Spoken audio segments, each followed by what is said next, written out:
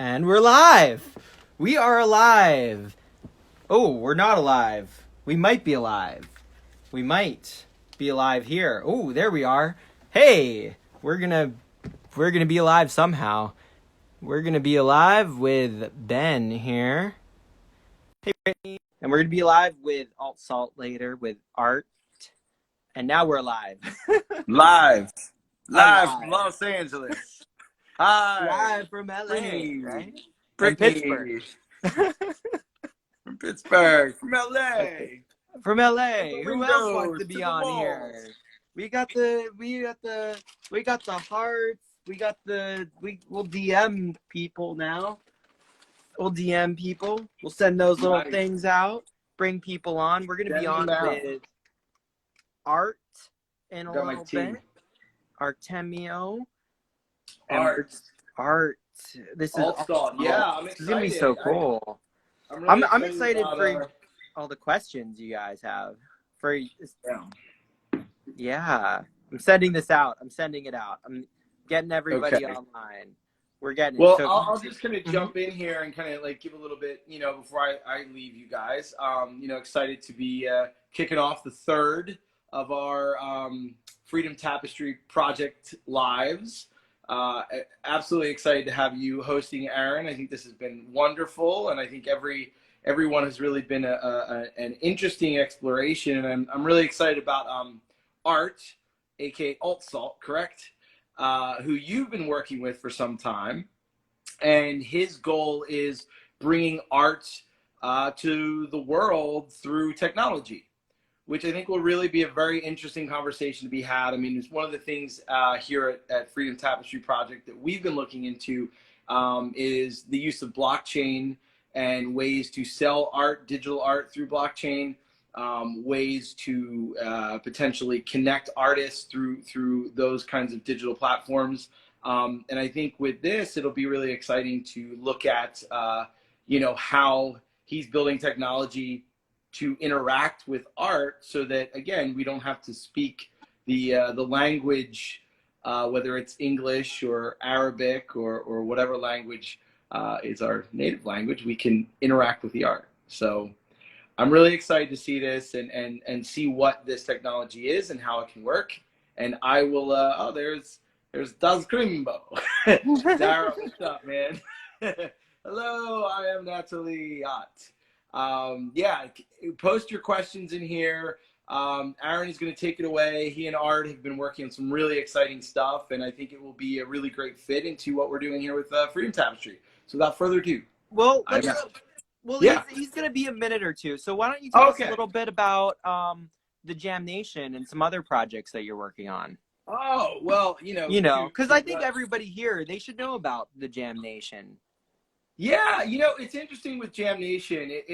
I've been really lucky to build communities. That's kind of been a big thing of a skill set I have that I don't mean to have. It's just because I'm lazy. I don't like to go to other people's networking parties.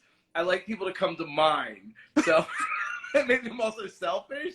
But anyway, whatever. And I had started a group called Comic Book Sunday many years ago, actually 11 years ago. And it was something that really built an amazing community here in Los Angeles. And also we had launched it in Philadelphia for about a year. And it was all for people that were in comic books and film and animation and the arts and creative, talents here in LA. And just from that, I mean, the graduating class, so to speak, the executive producer of The Witcher, the executive producer of Lucifer, all the execs at Blizzard that make World of Warcraft and Overwatch. These were all people that were coming to these parties that I was throwing. So I took that kind of skill set and, again, being lazy, me and my friend Luke were like, hey, man, we haven't seen each other in a while. And I was like, oh, man, I miss playing music. And I had been sucking at the bass because I hadn't played in so long. And Lucas is such an amazing musician. And again, selfishly, I was like, well, if I can convince Lucas to come over to my house and we can hang out and play music together, maybe I'll get better at playing music. and that was, again, from, but I have joking about the selfish part. It was always about, creating a space for people to come together. And, you know, we, before all this craziness with COVID, you know, we got together every week, originally in my living room for almost 3 years. And then it ended up taking itself to the Rainbow Bar and Grill in Hollywood, the very famous restaurant and music venue owned by the same folks that own the Whiskey A Go-Go, and it was all the Sunset Strip. And it was one of those crazy dream come trues, because here I am, this kid out in New Jersey who always had, you know, these visions of Los Angeles. And to me, like, the whiskey and the rainbow were like, you know, what? And now all of a sudden I'm getting to throw a show there and put on all these amazing musicians that, and bring in the audience. That was always the really cool part. Like, people that had never, you know, even played before, and they were just traveling through town, all of a sudden got to come up and perform at the Rainbow. And they were like, dude, that was the coolest experience. And I think, you know, we're in a time right now where experiences, especially creative experiences, are some of the most important things that we can have, because it is what differentiates us from machines, you know, and that's a whole other conversation. But, you know, as we're going into automation and artificial intelligence, what makes us human? You know, do androids dream of electric sheep kind of thing? And it is our art, and it is our creativity, and it is our voices that we can find. But the only way we find them is when we have platforms that are supportive and that give us that opportunity to explore our voices, and then ultimately one day find that voice that we can then set out into the world with. So that is the long of it, but that was always what Comic Book Sunday was about. That's what always Jam Nation was about and is about. Comic Book Sunday, I'm looking to reboot it, and I was looking to reboot it this year before all this COVID stuff happened, and then we got nailed. And, you know, I had plans to do a whole reboot with a young generation of creatives and writers and artists here in Los Angeles and Hollywood. But that didn't happen. So, and in the same spirit, that's what Freedom Tapestry Project has been about. You know, whereas Comic Book Sunday was about Hollywood, Jam Nation was about music and the music business, but also the music side of things and finding your voice. Freedom Tapestry Project is about finding your voice from all the voices around the world. And I think that's really bringing it back to, you know, Alt Salt and what you guys are doing and what you're doing, Aaron, and your experiences. And Samia, obviously, you know, coming from Syria and being an artist and being connected to the art scene in Syria, that was this great opportunity to say, like, well, let's build something, let's grow something that has potential, not just to lift one ship or one voice, but to lift all of the voices we can. And I think that's the future. That's the only way we can get away from this narcissistic culture that we have been, you know, experiencing here, especially in America, but around the world, and all the authoritarian sorts of regimes that are, you know, like exploring these, you know. And look, there is something to be said about having a vision and a goal and controls and things like that. But I think our art is what needs to raise us up, you know. So I think we need to find our voices, and without getting into politics of, you know, it is about being creative, and it is about being, you know, it's about being yourself. And I think that's really what it is. We all have a life experience, so we need to share it and learn from each other. So I don't know if that took up the time you needed. No, I mean, it's perfect. I mean, it's just, you know, we have to share and explore and share with this audience, you know, what's all happening and how they can get involved, and, you know, what are the projects to check out. I know you're going to put it in the comments when this is posted, but for everybody who's watching now, what should they check out? Like, what are the things that they should check out?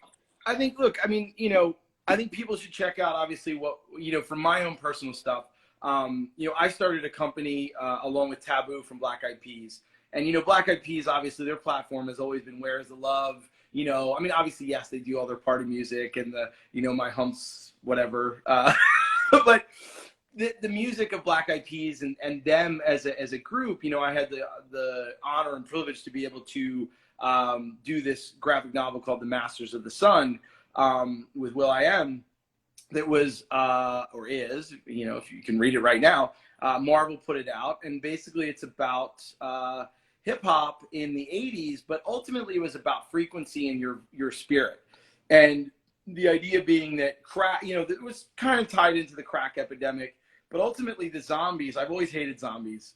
I never found them very interesting. I was like, great, like it gives us an opportunity to kill humans, but they're not really humans. So it's kind of like a wish fulfillment for like, oh, I hated my neighbor, but now they're a zombie. Oh, I got it. You know, like that's to me what like zombies were.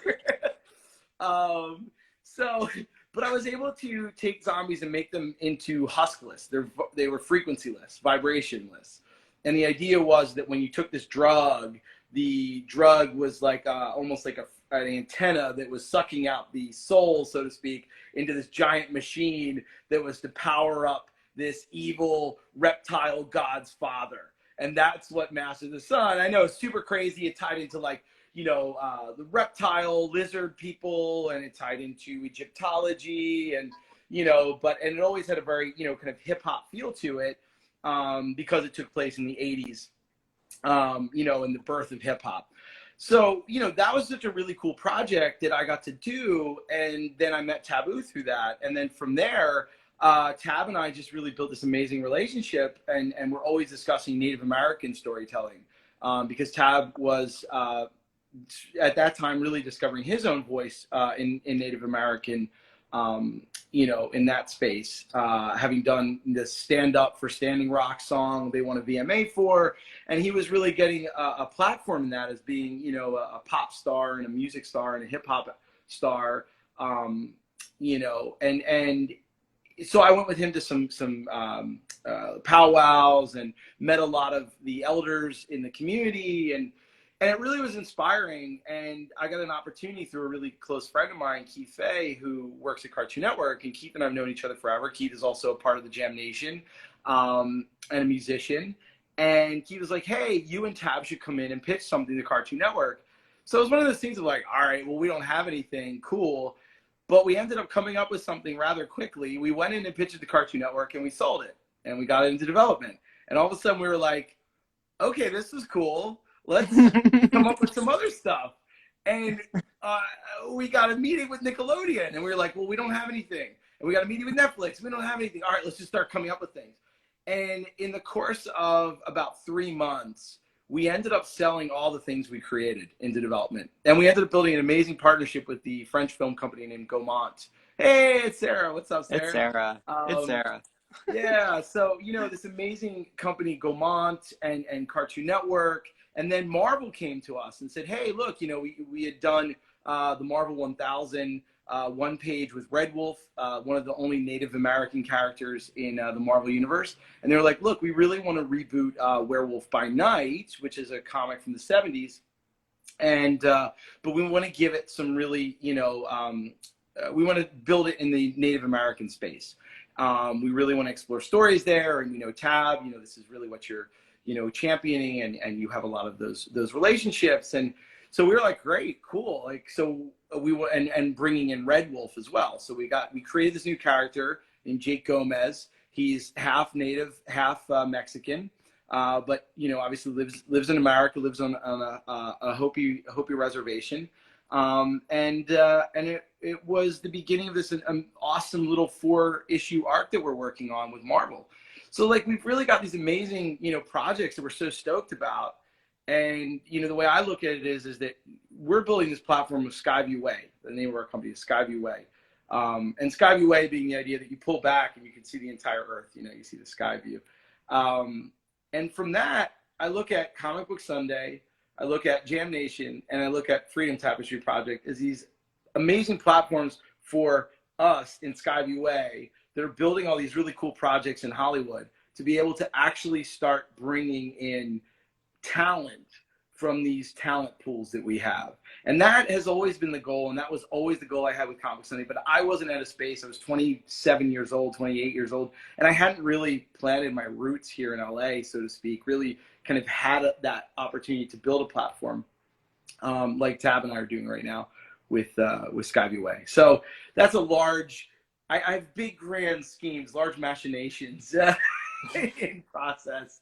But yeah, so I mean, to that point, that's why I'm very excited about, you know, what you're doing, Aaron, and how you've been, you know, obviously interacting with all the folks in Jam Nation, and what we're doing here with Freedom Tapestry, and the folks in your community of artists and those that you're talking to and knowing, because, you know, look, why do we need CAA and WME and ICM and all these managers and agents telling us who we should buy?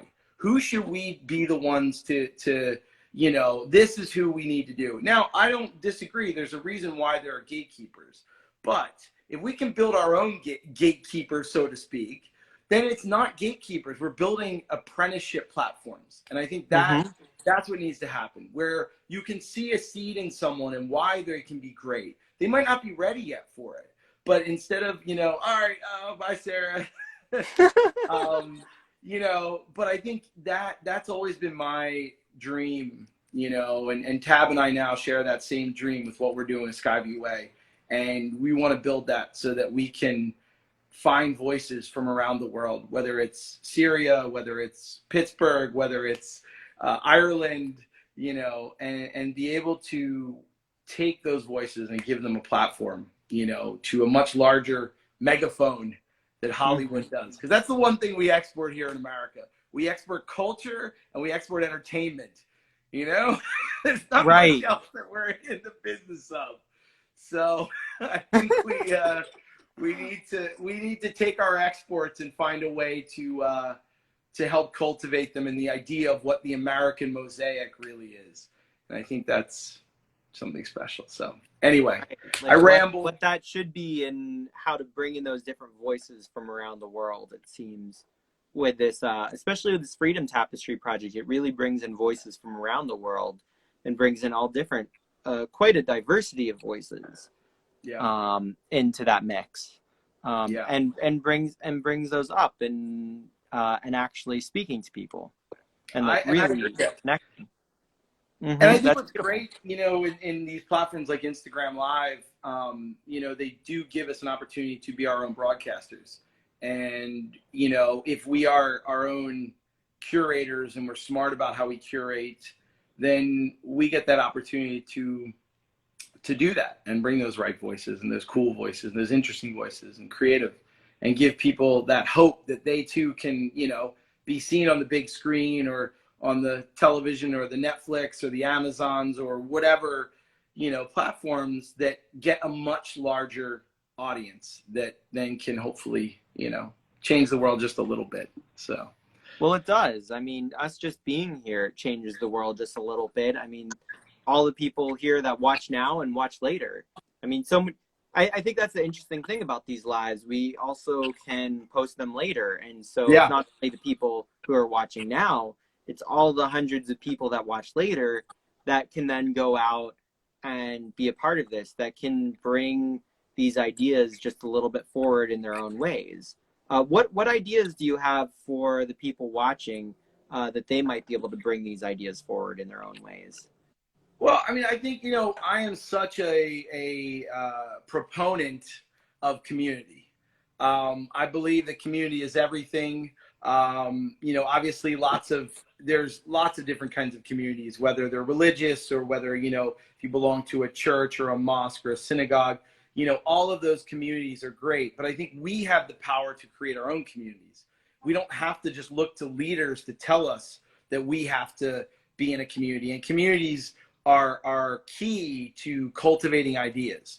And, you know, when you have strong leaders that take good ideas, not bad ideas, not ideas that prop themselves up, right? I mean, a lot of times people, you know, you look at cults, that's the difference between a cult and a community, right? A cult is usually a cult of personality, whoever that person is. And they want to be at the front and they want to be, you know, seen, and they want to be heard, but they want to be heard for the wrong reasons. They want to be heard because they like to feel good about that. Whereas a community is like, yes, there's a leader who wants to be heard, but it's not about, you know, feeling good, the narcissism, you know, as we were talking about before. And I think that's what's crucial. I think we need to, you know, prop up great leaders, give them those platforms, but at the same time, or if we feel that we can be that leader, step up into that position. Oftentimes, you know, as a leader, if you don't, you know, it's like, you don't often choose to be a leader. It happens. It's accidental. I never chose to lead Comic Book Sunday or you know, in how we have moved and maneuvered, you know, with Jam Nation. And I don't think of myself as the leader. I think of myself as a part of the whole.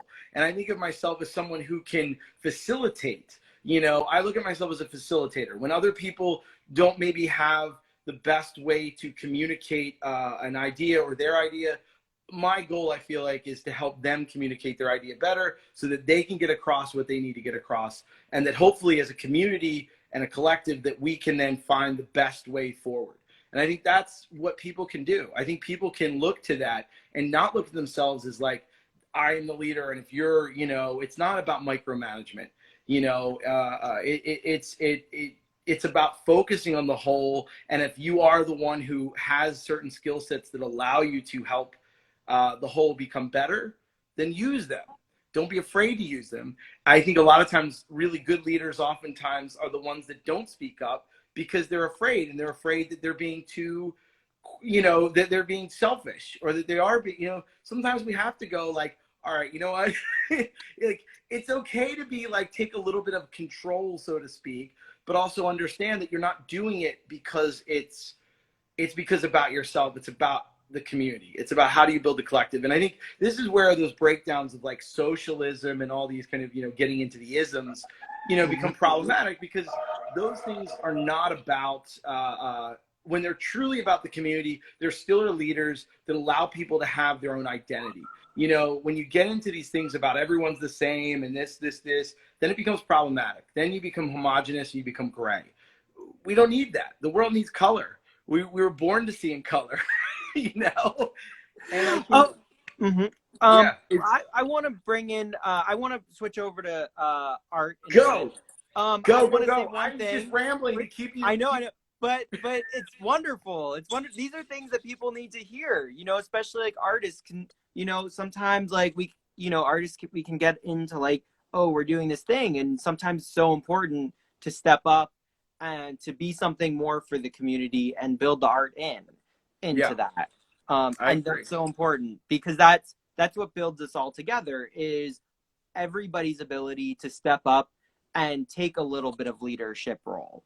Right. You know, and it doesn't, you know, because there isn't just one leader. It's, oh, there's someone's leading this project for this amount of time. Someone's taking charge of this thing and stepping up and saying, I am responsible for this thing.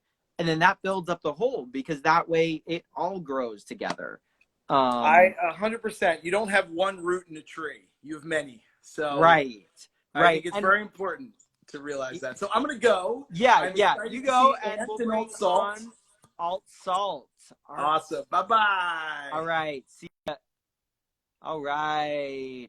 Let's bring it together here. He's going to join as his Artemio Sands handle, but this is Alt Salt. So what's up? How you doing? Good to see you. Good to see you.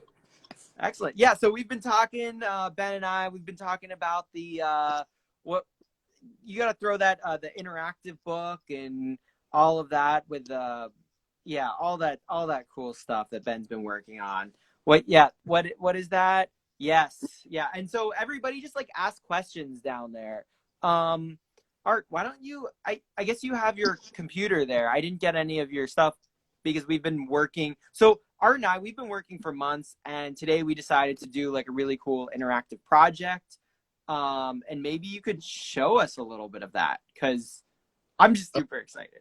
It's like, just like we were in process and we're like, oh, maybe we should get off that and do this thing. So I love it, just like in the middle of process. Okay, I guess I can try and show that. I sent a video over, but I don't think we can actually share videos in the what's it called, in this live, right? Yeah, but it's cool. You know, you just show us what you got. Okay, so I guess I'll flip the screen around. Yeah. Oh, We're here. Okay, so running from the beginning. So this is an interactive experience. Still trying to figure out exactly what those interactions are, but you click to start. right? Then you get the video here. You can have the option to press either touch or feel. Depending on what you press, you're going to get a different kind of interaction, different kind of video that comes up. Where at the moment, we're still playing with the idea of juxtaposing different kinds of videos and images together, and how you might be able to create meaning out of the different kinds of words that you click and things like that. So yeah, that's one thing that we're currently working on. Oh, wait. And press play on the video. I want Ben to hear what Casey just played. Let's see. I'd actually, the video I recorded doesn't have, is silent. Oh, it doesn't have it. Do we But have it?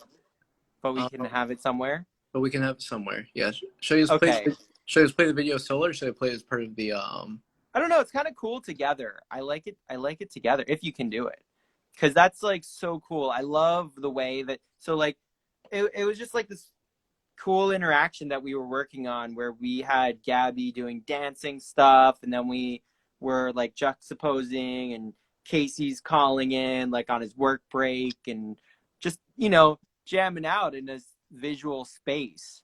Ben asked, what are you building this in? I'm building it in Unity.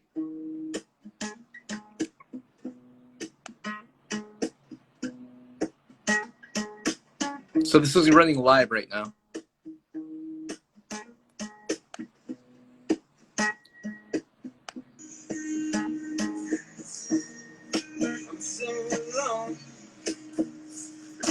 Yep, and that's about what we've got so far. Yeah, so there we go. That was awesome. I mean, I like it. I've been part of it. So that's what we've been in the middle of. So thank you all for checking out our newest creation of the last few hours. Just like putting together dance and paint that I just had made on my channel, Aaron Jack Line Art. I've had a chef make me special paint. So then I animated the paint that he made and shipped me from Cleveland.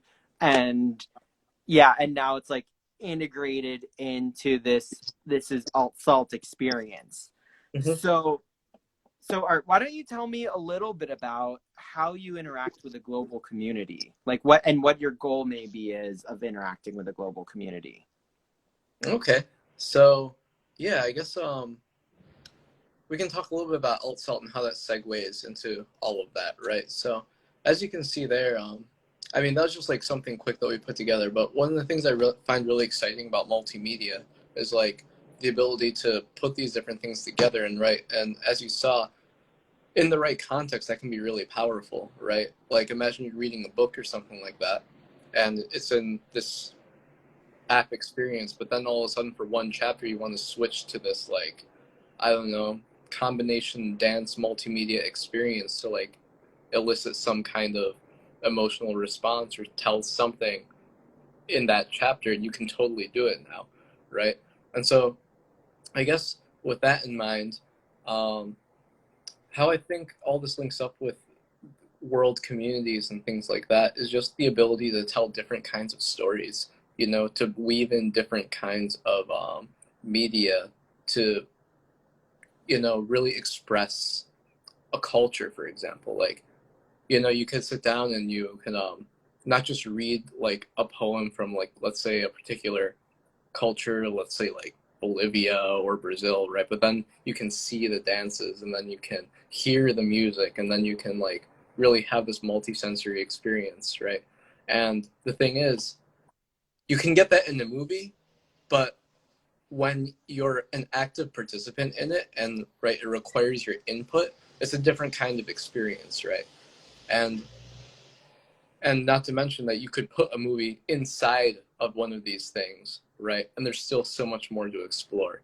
So, I mean, I can riff on that a little bit more and get into some of the more projects I'm working on, but in a broad sense, like I'm really excited about multimedia because of all these different possibilities it affords you in terms of what kinds of stories you can tell. So, right. So this like kind of bridge between the literary as well as the visual that gives us a more in-depth experience of the whole.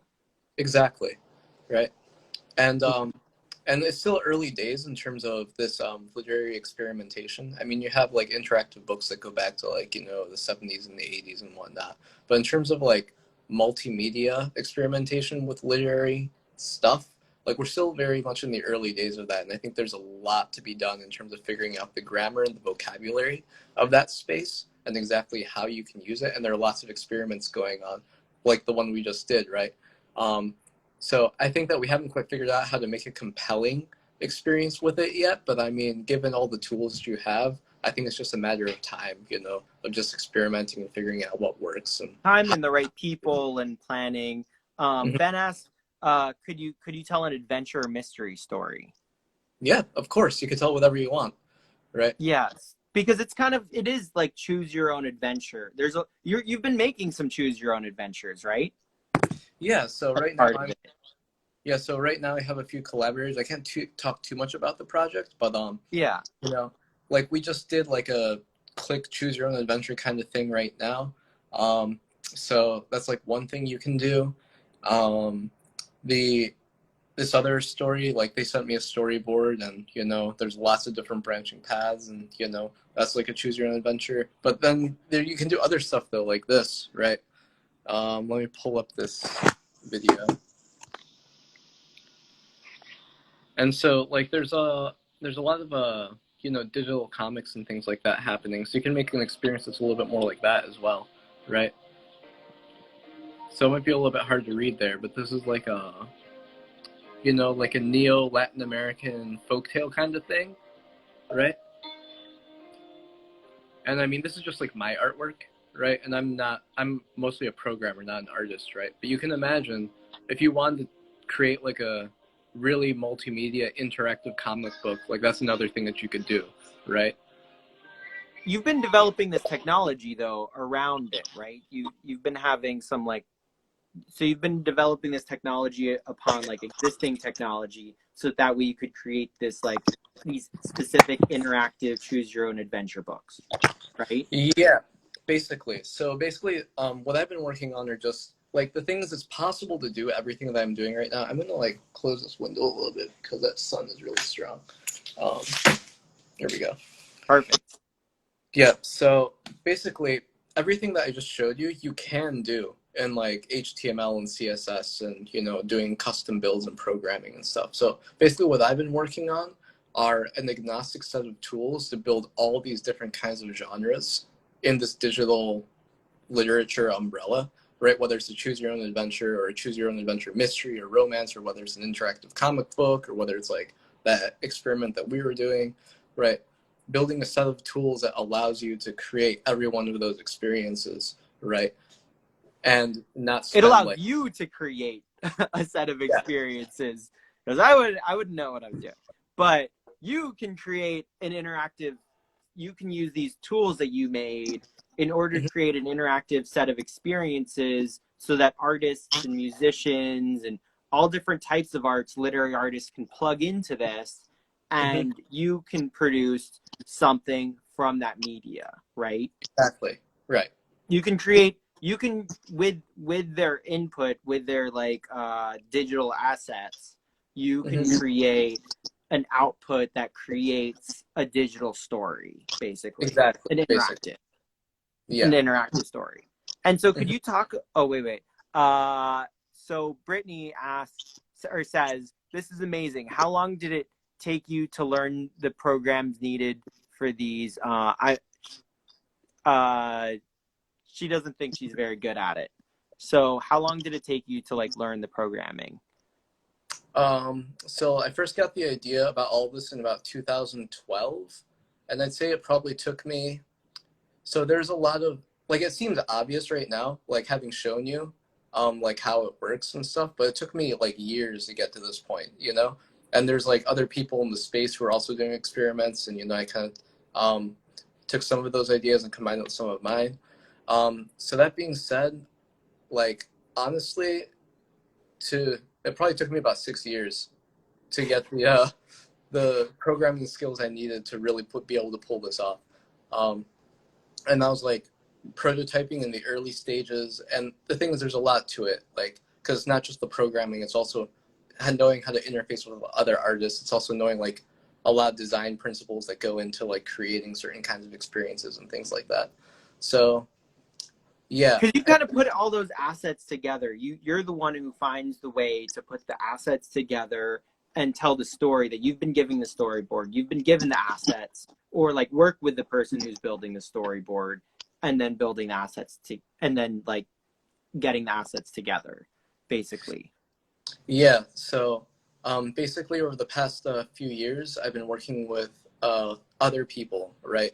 And basically, I tell them, okay, let your imagination run wild, right? Like I showed them initial prototypes, right? And then they took the ideas that I presented in the initial prototypes and kind of ran with them. And they come to me like, okay, here's this, 250-page storyboard. And I'm like, oh my God, how am I going to implement that? Right. And then a year later, I come back with a set of tools that allows you to create that kind of experience, So It allows you to create that type of experience, not me. yeah. Sorry. I mean, I'm like, oh no, I can't do that. I mean, I could, but I'm not going to. yeah, Sorry. it's definitely like a specific set of skills. And like right now I'm kind of plugged into some third-party libraries that they're not free, right? But eventually I'd like to move towards the stage where I can actually open this tool up to other people so they can also use it. But we're still in experimentation mode, at presently. So maybe after we release a few apps and like figure out, okay, how does the tool work and actually run it in production environments, then we can start thinking about, okay, how do you get other people on board? How do you train them so they can learn how to use the thing, so they can make their own experiences, So. Right. So Ben asks, so would this tool be set in Unity, or would it be more for people who aren't using the tech? It'd be inside of Unity.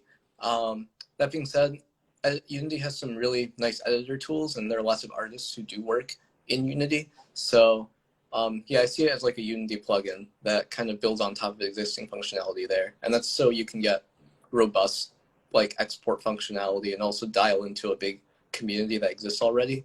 But yeah, the idea is like you'd be able to create something here, then export it for iOS, Android, PC, desktop, Nintendo Switch, maybe PlayStation 4. You know what I'm saying? Like really be able to blow up how you approach that. So it's really like you're playing between this game space and the literary space. Yeah, Right? exactly. It's like what if you had all the technology and resources and all of the, I guess, vocabulary of creating video games, but instead of making a video game, you made a book, right? And I'm not the first or only person to be doing this. There are lots of people like in the indie game space who are making games that aren't really games. They're more like these, interactive story, multimedia, narrative experiences, right? And so I'm definitely playing in that space. Yeah. So that's where you want to be in. You want to be in the space, whatever that means. This is your space. You're like, this is gold. You're gonna yeah. You need to talk to Ben after. We'll have a meeting. So he's got a project for you, maybe. Oh, awesome. We'll see what happens. Yeah. So with maybe funding. So yeah. Ooh, okay. So we'll talk about that later. Why don't you show us some of your other projects that you did in there? Because I really like the project, like the Modern Ghost one. I really like those ways that it's not just click through, but it's also like brings the illustrations out at you and like scrolling through in different ways. I mean, I don't know whether you want to show that one or you want to show a different one, but that inspires me is like, like the illustrations are not, and videos are not necessarily static. That kind of, for me, blew my mind a little bit. And I want to blow all of yours. So that's what I'm here for. Okay, see, I can pull up Modern Ghost. Yep, so... Okay. So again, we're trying to figure out the vocabulary, right? And how can you motivate the technology to do something that's, important and innovative and adds to the story, right? Because there's lots of experimental digital stuff out there that is interesting to look at, right, and such, but doesn't really add to the story, right? And so here's an example of... I want to say something. Wait, I want to say something here. I want to say you all should go download this. This is an app on the App Store. It's called A Modern Ghost. It says there at the top. Go add this, write it down. Art will write it in the comments. go download this and check it out for yourself, but we'll do a walkthrough here. Continue on. I just needed to make sure to plug it and to go download it. It's free. Okay, so yeah, I can type it into the chat right now. We'll type it in later. It's for people later. Okay, gotcha. All right, so all right, so here we go. So I'm just gonna press the start button here.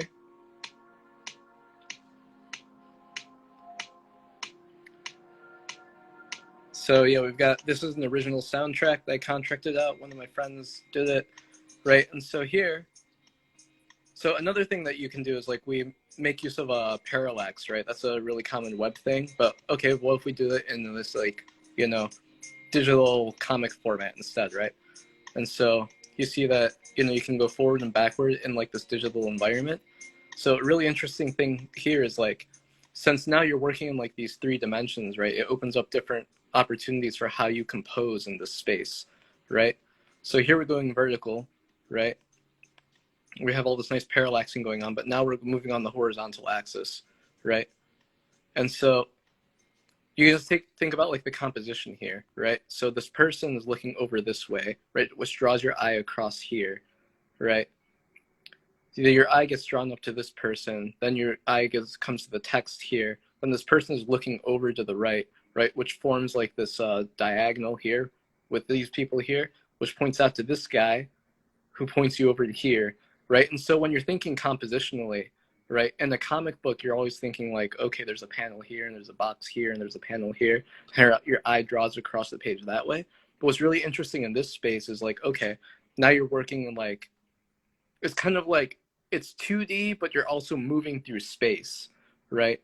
And so you can see like this isn't a choose your own adventure story, right? But at the same time, there's all this different vocabulary, all this grammar, all this stuff that you can do that's completely different that you couldn't do before, right? And here's another one. So now we're moving, on the z-axis, we're moving in and out, like all the different things you can do with that too now. Like here, we're just like presenting the metaphor, and this is relevant to the story of like being the focus of the camera and who's behind that, right?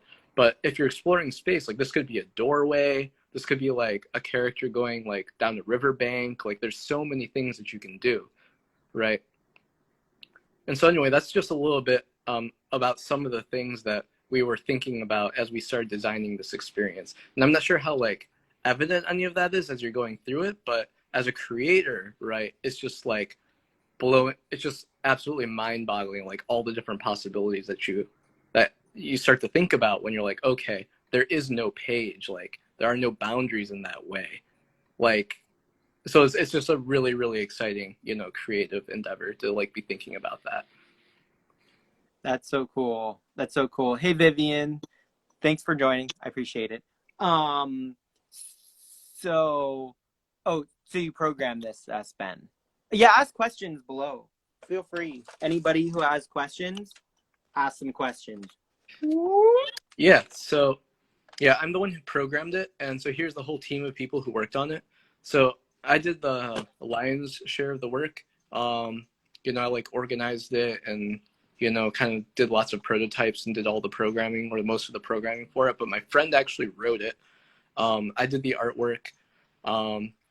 My friend was the one who came up with like the zooming in and out on the z-axis. I'm like, oh shit, I hadn't even thought about that, right?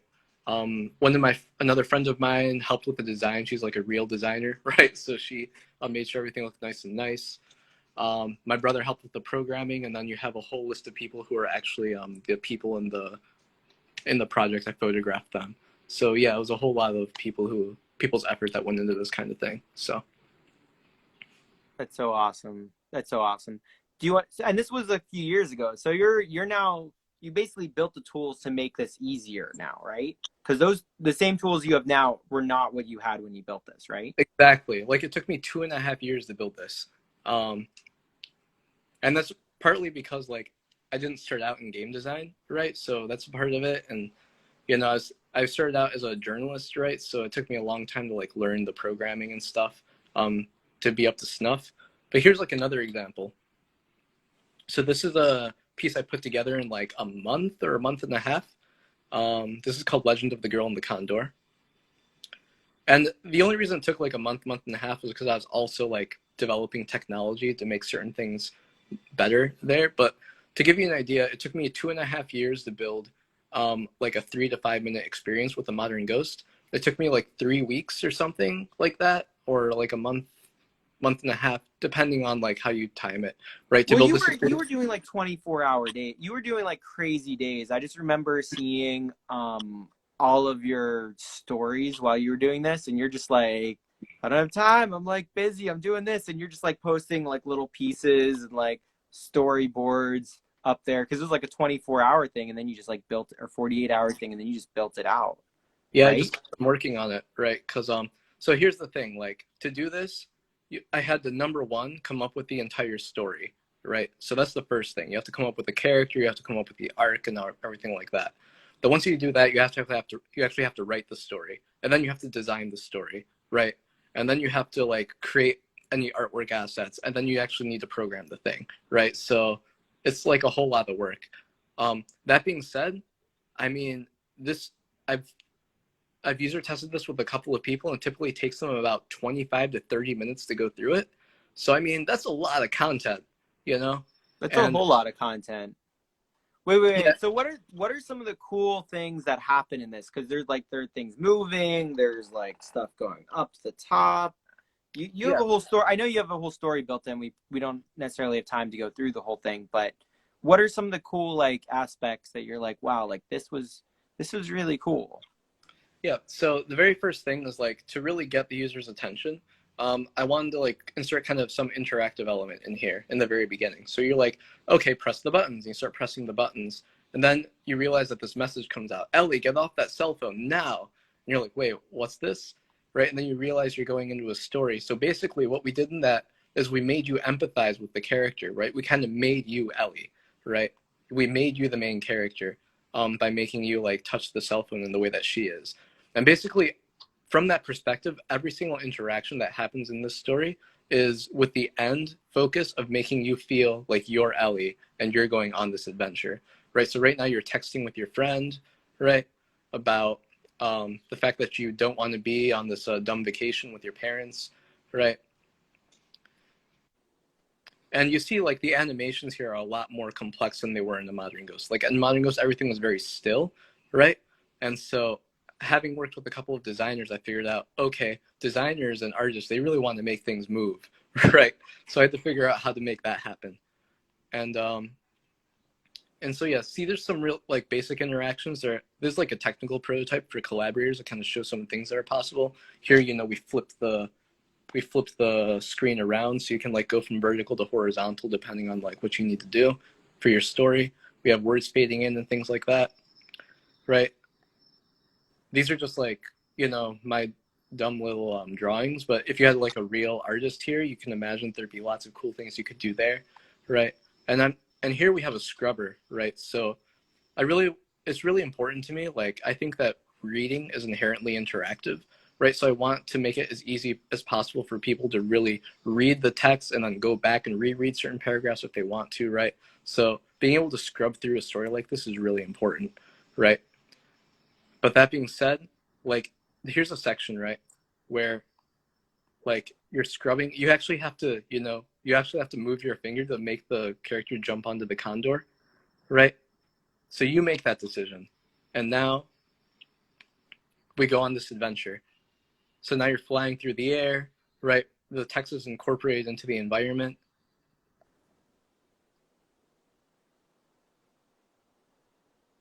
And yeah, we don't need to go through like everything, but you know, so now like now that the story's been established and you're going on the adventure, now's when we start introducing some more of these interactive elements, right? So here you hit a branching path, right?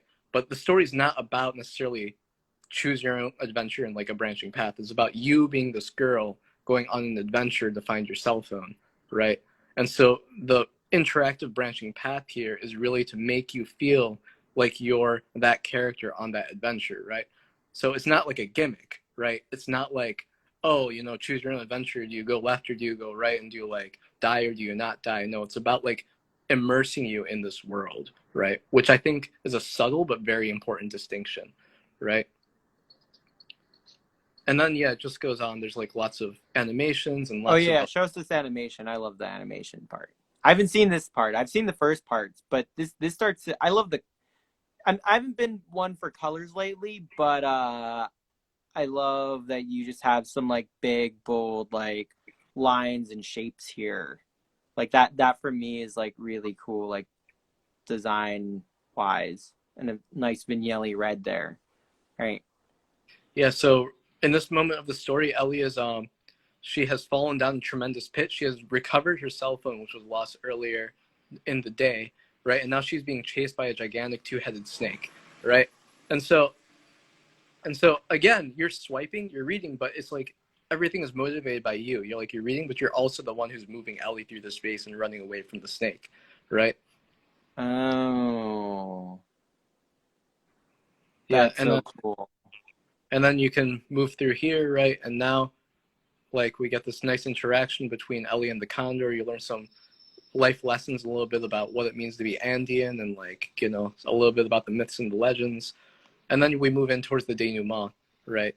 This is like wrapping everything up. What did Ellie learn on her adventure or whatever, right? And then real dramatic, like we fade out and we come to their credits, right? So again, we're straddling that line between like book and video game and movie, right? All again focused on narrative. Who is this character? How do you become the character? And everything emerges out of that, right? And I mean, I just grew up this way. Like I don't see why, like inherently, what's the difference between a book and a movie and a video game? Like they're all really trying to create a story and immerse you in the role of the protagonist, right? And so for me, it just makes sense. Like if you want to create this multi-sensory experience, I mean, it's all focused on story, right? And you just use whatever medium in the moment is best to make the user feel immersed. So that's some general stuff I'm thinking about. Yeah, I think that's awesome. That just being able to take the technology and be able to really use it for like a positive direction, and being able to like immerse the viewer into the story to a much bigger degree, and I think much cooler, even in like a very simple animations, um, able to like bridge that gap between animation and the text, and like listening, and you're working with like interactive sound, I think, at one point. So we've got some comments here. Ross says choose your own adventure was originally an invention of OULPO. I don't know how to say that, but that's cool. Ulipo. Oh yeah. Okay. Sweet. Wait. Mm-hmm. Well, I'm not sure. I think we might be talking about something different, but okay. I don't know. But you're welcome to comment on that. I don't know anything about that, but I just thought I'd read the comment. So Brittany says, I keep thinking how amazing this would be if applied to learning and education in general, interactive learning for students, and immersive environments. Ben said he agrees.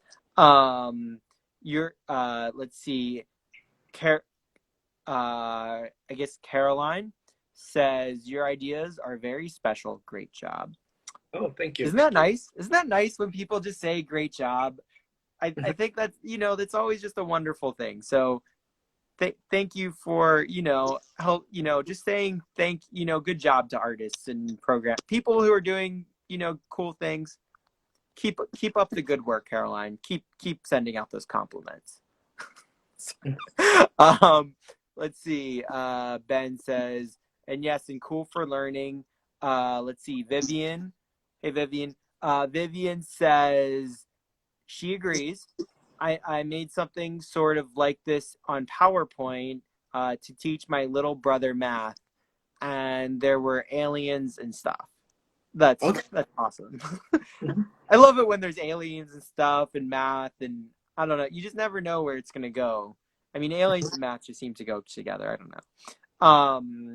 So Ross says French for workshop for potential literature. Interesting. Vivian says, "This is a great idea. I love it." Ben says, "Yes, keep being awesome." Oh my God, look at this. Look at this. Now all the compliments are coming in. Now you did it for a reason, I guess. Sounds like Math Blaster. I could agree with that.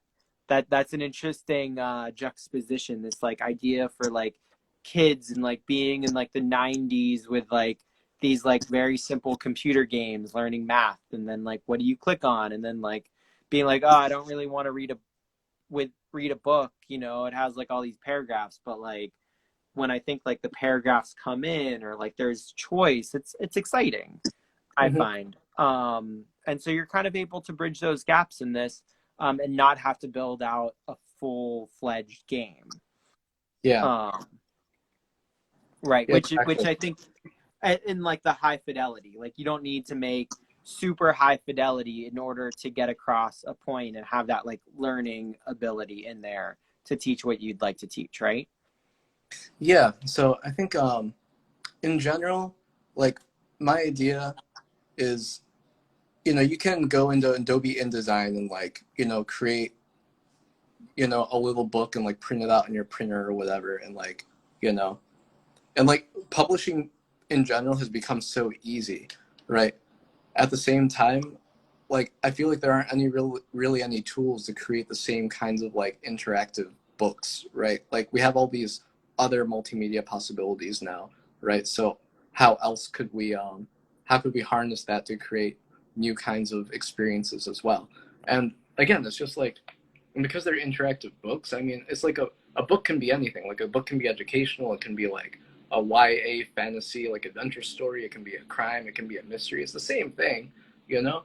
It's just like has extra bells and whistles added to it, right? And so it's just a matter of like what kind of experience are you trying to create? Which kind of experience are you trying to get across, right? And yeah, there's lots of opportunities for educational initiatives and such. Like I'm personally really drawn to this idea of like, let's make something really cool, first. And then once we figure out the techniques to make something really cool, then we can kind of use the same techniques to like bring them over into education, right? So I think there's lots of possibilities when you start thinking about, okay, how can we make this cool, right? And move from there. So Right. Like I think that Z-axis thing is so cool. That for me, that's so cool. Your friend had an awesome idea with that. I like that like interdimensionality, like breaking the format and like the parallax, breaking the format of what is it to like flip a screen, because I find that so boring. Like I'm like this, I'm doing the same interaction, like I want to be like this and like moving my finger around and like pushing buttons and moving the, shaking the thing, like, oh my God, I'm so angry or whatever, or just like I'm at peace, and then all of a sudden it's like looking at me and like my image is in the book. I don't know. Oh, mhm. we only have 2 minutes remaining, so it's if you want to be, if you think this is good, or do you have anything else you want to say?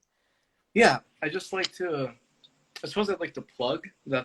So the kinds of things that I'm working on right now, I mean, there's really no space for it, right? I guess they're kind of like indie games, but when you think of game, you have a very different kind of expectation, and even the gaming space has like very kind of rigid expectations of what the game should and shouldn't be. Um, so with that in mind, I actually realized that there isn't a space for certain kinds of other publications either. Like there's no discovered digital comics and things like that. So I'm actually working on creating that community and resource. It's in my bio. It's called AltSalt, which originally was the name of the studio, but it's really transforming into like this bigger idea of like how can we create a space for this kinds of work and other kinds of marginalized work that doesn't really have a platform, right? And so if you're interested in checking that out, zines, digital literature, digital comics, alternative voices, alternative publication styles. That's in my profile. This is AltSalt. So go add. Should they add you here? Just add this is alt salt. So just go add this is alt salt on Instagram, and Art will post that later. Go check out the Jam Nation tonight, and I am at Aaron Jack Line Art. If you have any comments, Vivian has some things, but go write that in the comments below once this is posted on the Freedom Tapestry project. Go make sure to add that, add me, add this is Alt Salt. Thank you so much. And 4, 3, 2. Thank you, everyone.